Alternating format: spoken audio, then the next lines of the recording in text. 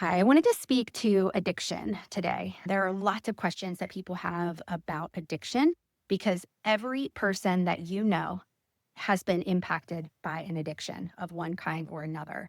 Because there are so many different types of addictions. There's gambling addiction, there's pornography addiction, there's substance abuse addiction, nicotine. I think most people um, in our lives are addicted to cell phones. And then there is habits, and they kind of operate the same, but where something becomes an addiction, and we would say that that is an actual diagnosis, then there pathology that goes along with that. It means that it's creating clinically significant distress. So with addiction, then it's either characterized by tolerance or withdrawal.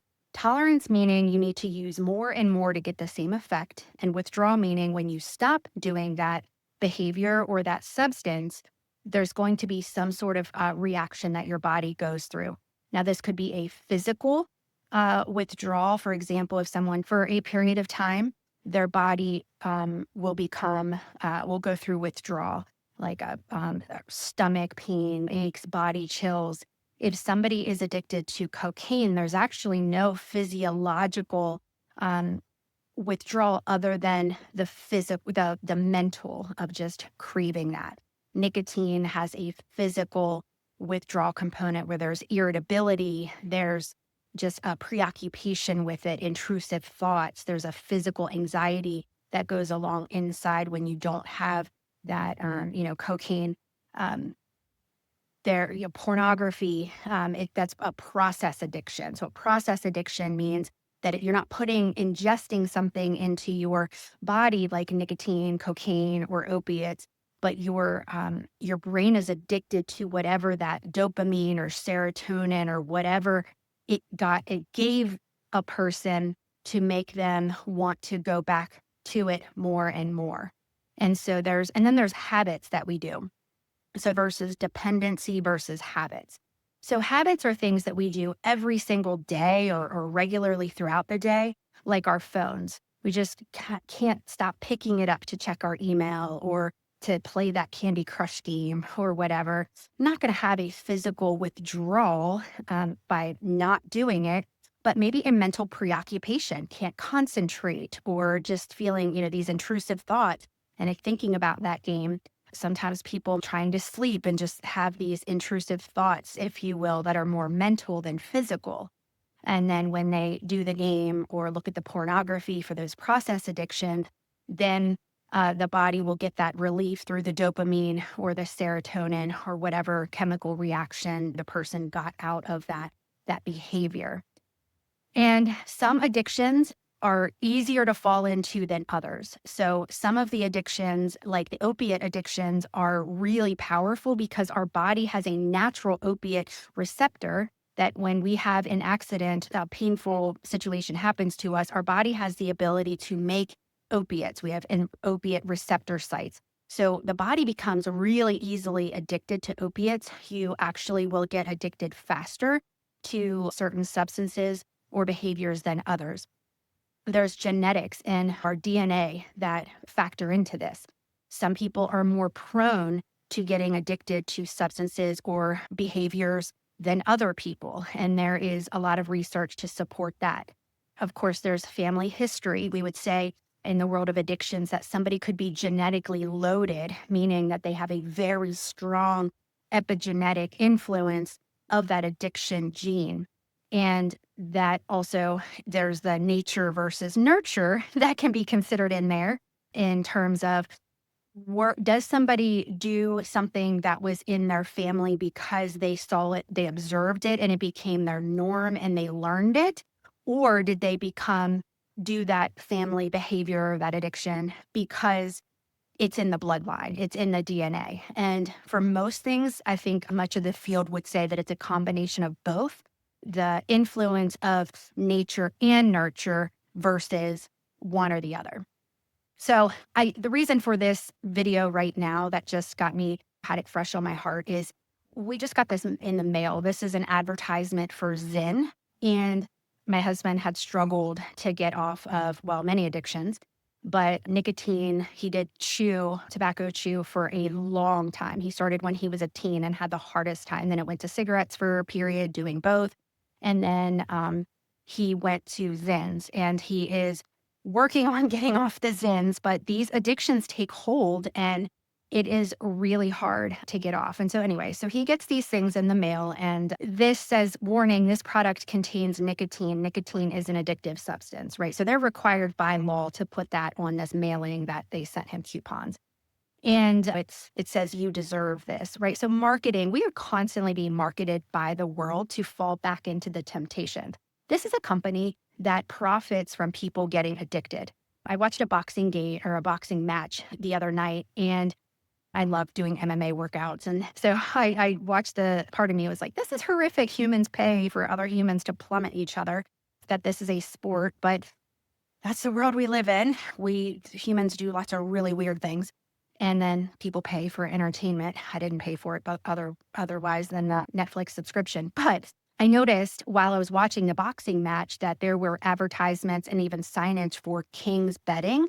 And that is, gambling addiction is a huge problem in our culture, and huge. There's a lot of lives that are destroyed because of gambling addiction, and just the way that that addiction works on the mind. And it just plays the we call it mental gymnastics, like the idea. And for somebody who's never been addicted to gambling, for somebody to kind of go, well, why would they do that? Or why would they even start doing that? Or why don't they just stop? Can't they see that they're destroying their wives and their families' lives? But the way that addiction works is it operates in denial and rationalization and justification and minimization. So that fills and infiltrates the thoughts and keeps the thought patterns stuck and unhealthy from seeing the truth, from seeing the full truth that this addiction is doing whatever it is doing. And it usually starts in childhood. So I'm going to be fully transparent here, and I might be judged for it, but I'm all about being transparent and vulnerable. And my kids have struggled with nicotine. I can promise you that my husband and I, knowing the struggle with nicotine, have been talking to our kids. We do not have our head in the sand like those ostriches. We are talking to our kids from the time that they were little about they're genetically loaded for addiction. You will get addicted. Nobody gets addicted to these things because they want to. And you always think that you have control over it, but you don't. We did our education, and, we repeatedly, and we are also very vulnerable with our own personal struggles and triumphs with addiction. How we fell into it, how we got addicted, and then how hard it was to stop. We have been very transparent and vulnerable with our children. And the way that the mind works, most addictions get started when kids are young. This prefrontal cortex isn't even fully developed yet. So think about how kids are just very impulsive and they don't think about long-term consequences. There's also a lot of ego and pride, right? That'll happen to other people. That won't happen to me. Kids know it all. I remember being a teenager and think that I knew everything about how the world works, and I knew nothing. I still don't even know what all the questions are in the world, being the age that I am. So addictions get started or sooner than a person even is they're not making a good choice. So they think, I won't get addicted. Other people are just weak. So there's pride, there's ego, there's rationalization, there's not logic. And so, by the time somebody is addicted and you're getting this warning, you're already addicted. Of course, you know that you're addicted. So they do this because they're required to do that by law, but this does nothing in terms of keeping someone from being addicted, because we can give the facts to teenagers and to young people and even adults. Think about opiates. If you have a surgery or an injury, there are plenty of adults who it'll say full big, this is an addictive substance. You get the pamphlet that comes with it, take as prescribed. If you have a problem, talk to your doctor. And many adults walk through the addiction door because of a prescription medicine like opiates. So my point here is people don't choose addictions because they want to be addicted. They believe that they are not going to be addicted. They usually, when they're young, even if they started when they were an adult. Most people are people who become addicts, we say in recovery, they're the last people to know that they have an addiction because everyone else can see it but them. And that's because of denial. There's an acronym for denial. Don't even know I am lying. And because we lie to ourselves. And then, of course, we lie to other people and we isolate because people who are starting off in their addictions, they feel guilt and shame. So they create narratives in their mind that if other people would leave them alone, or if they would just have more money, if they would just stop being criticized. So the narrative in the mind changes in order to almost support the addiction in growing because of course we're in a spiritual battle. So this is in part physical and a lot of part spiritual, the spiritual battle that is happening between good and evil. And it feels for people with addiction like the devil on one side and the angel on the other, if people know God. And there's this wrestle between, and then the denial kicks in, which says, this isn't hurting anyone, or this will be the last time, or I'll change tomorrow, or you're not really hurting people, or the narratives that goes on to say, well, if my husband wasn't such a nag, or if he helped me more around the house, then I wouldn't need to drink, or I wouldn't need to drug. Or if my wife gave me more sex, then I wouldn't need to look at pornography. And those are lies. They're just straight up rationalizations, justification, minimization of the problem. And those defense mechanisms, we call them stinking thinking, that is what keeps the addiction in operation. And it is not using logic. It is not using truth. It is in an unhealthy part of the brain that keeps, and the word says to take every thought captive and make it obedient to Christ. The word also says that you shall know the truth and the truth shall set you free, which of course the truth is Jesus, but so is getting out of stinking thinking and rationalization and justification and minimization and all these other defense mechanisms that we use as humans and standing in the truth. And it would look like, yes, this is actually really bad. This is hurting my wife. I can't stop. I'm an addict. I need help. That's what coming out of denial looks like. Or to say, people get into recovery and they say, no, I can't keep lying to myself and telling myself I'll quit tomorrow because I've been saying that for a decade or 2 decades.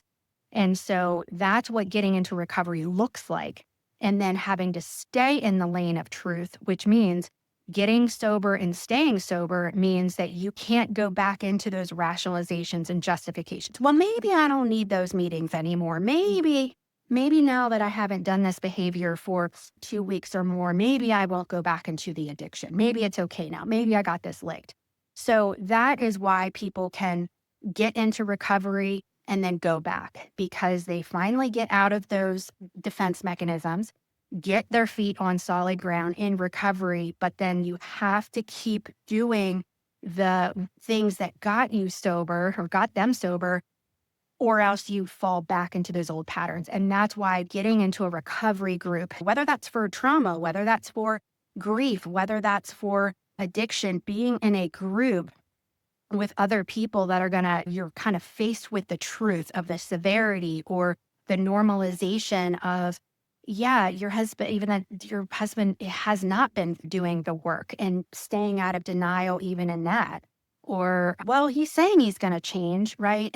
But he's not. And so being in groups will help anybody who is struggling with either the addiction or the impact of the addiction to keep them rooted in truth of their value and their worth and just the impact of this, and also the work that it takes to keep going in the addiction or in the recovery from the impact of the addiction. So we say it is an insidious disease, addiction is. And the reason why it's called an addiction is because from the medical model, which says that there is a set of conditions or symptoms that are really predictable with that particular condition or disease. So if we look at strep throat, somebody gets strep, we would know that they have strep throat because of a test based on the symptoms of that test, the sore throat, the fever. And so we would say that is a disease. And here's the way that we would treat that. And it's very predictable. And so we could also look at cancer being a disease that it is your body is attacking itself, and there's different types of cancer. And then the treatment is lined up specifically for that particular type of cancer. And same way with addiction, there is a very predictable set of characteristics, symptoms, or patterns that we can see. And again, that's the it's either tolerance or withdrawal if there's an addiction. And then the DSM changes language. Now I think it's a substance use disorder instead of an addiction. Back in the days when I was doing addiction counseling, now it's a substance use disorder, and it's mild, moderate, or severe, and can be with or without dependency. So there's all these different, as culture changes and the medical community does more research and changes things. But bottom line, it's called a disease. Some people wrestle with, why is it called a disease? Because nobody chooses to be an addict, just like nobody chooses to have cancer. And yet when they have it, and there is certain predispositions to cancer, family history, diet, things like that. Nobody asks for cancer, but when you get it, it is hard. It is hard to manage it. Same with diabetes. There's type 1 and type 2. One, you had it from a childhood. One is more from the poor choices that a person made combined with being maybe predispositioned for it. So again, nobody asked for diabetes. Could it have been prevented? Sure, it could have. And with addiction, again, most of the time it's starting so young, just like the bad food habits maybe starting so young, family of origin maybe. So I just wanted to give a couple different comparisons, and there's no judgment for any of these. We cannot look at another person and say, well, you deserve that lung cancer because you shouldn't have been smoking. Well, there's certainly people who get lung cancer and they didn't smoke. There's certainly people who get addicted to opiates because their doctor was not responsible and gave them too many opiates. That was not the responsible thing to do, and their body just took over, and they got addicted and didn't get it under control before it took over their life. So is it an excuse? It is absolutely not an excuse. We have a responsibility when we have any problem, whether it's diabetes, whether it's strep throat, whether it's the flu. We have, I didn't ask for this, but I have a responsibility to take care of it. And not just for myself, but to be the best for the Lord, and also to be available to those who love me and who are depending on me. So it's not an excuse. It is our responsibility, however we got it. And I just encourage, if you've been impacted by addiction, that your brain, especially with intimate betrayal, wants to go, if they just loved me, they wouldn't have done this. They wouldn't have kept this secret from me. They wouldn't have. And I'm just here to tell you that addiction operates outside of love. It's not, I don't love you, so I'm going to become an addict, or I don't love you, so I'm not going to get sober. It does not work that way. It's very, very complex and complicated, and it does not feel loving. And people do not love well when they are in active addiction. That is true. We are not able to love like Jesus when we are in active addiction. But we can, it's not because someone is not good enough or not doing enough, or, or even because the person doesn't want to get sober. Most addicts do not get sober until we get what's called the gift of desperation. And that is just, again, with the way that the mind works to keep someone in the process of addiction with the stinking thinking. It, again, saying, I'll change tomorrow. It's not that bad. Most of the time, people don't quit until they have to, when they get addicted. And that's they have to, meaning they got a DUI and they're put in jail, or they got caught by their wives and now it's been exposed, or they finally couldn't stand themselves, the lies that they were telling and the conviction that they were living through day in and day out, and they finally cannot take that anymore, and they're realize that those excuses are just that. They're just excuses, and out of denial, and then that pain will motivate somebody to change.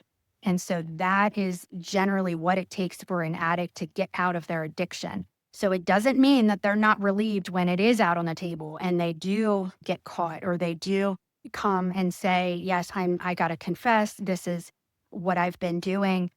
They probably wrestled with that a long time before that actually happened. And many people are actually relieved that they don't have to live in secrecy anymore. So I hope that was helpful. It might have raised more questions. It might have even raised a little bit of a emotional trigger or frustration, all that normal, all okay. But my intent is to give you accurate information about addiction from a person who was a former addiction counselor, person in recovery, person married to a person in recovery. I still go to meetings. My husband still goes to meetings. Many of our friends are in recovery. And I work with women who have been betrayed through intimate betrayal. I've done that work for many years, and also work with men who are working on restoring their marriages by learning how to connect with their wives intimately and emotionally after getting sober and abstinent from their addictions. So I don't know everything about addiction, but I've been in it for quite a long time, and I've been impacted on all angles. And I walk in freedom today, and I walk in peace today, and I will keep doing what works. And so if you find this information not helpful, keep what you can and throw the rest away. But I hope you were blessed by it. I hope that it's helpful in answering some of your questions that you have. Okay. If you have questions, you can find me on DanielleNicoleCoaching.com. God bless.